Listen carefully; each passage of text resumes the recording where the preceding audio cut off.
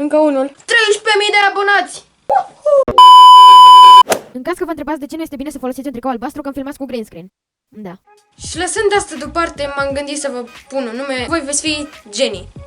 Pentru că vine de la numele canalului și n-am avut altă idee. Deci, mulțumesc geniilor! Ca să nu vă rețin prea mult, v-am pregătit Clash Royale. Tipuri de jucători. Să începem!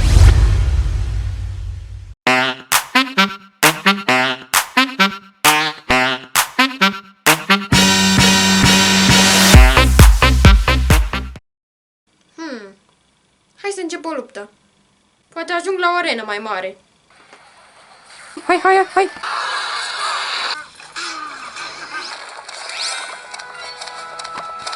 Încă puțin.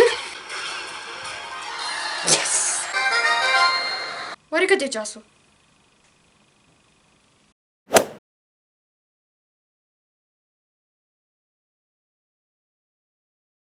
Mai merge.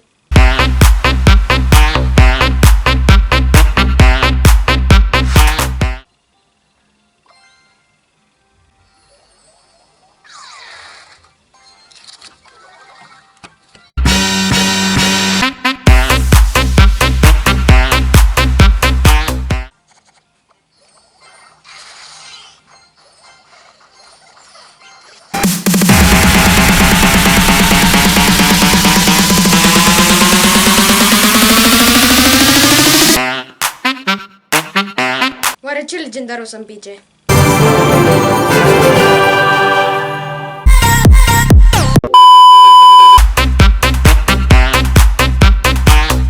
Alo, ce faci? Alo, bine, tu? Bine și eu. Eram pe Clash Royale. Joci un friendly battle!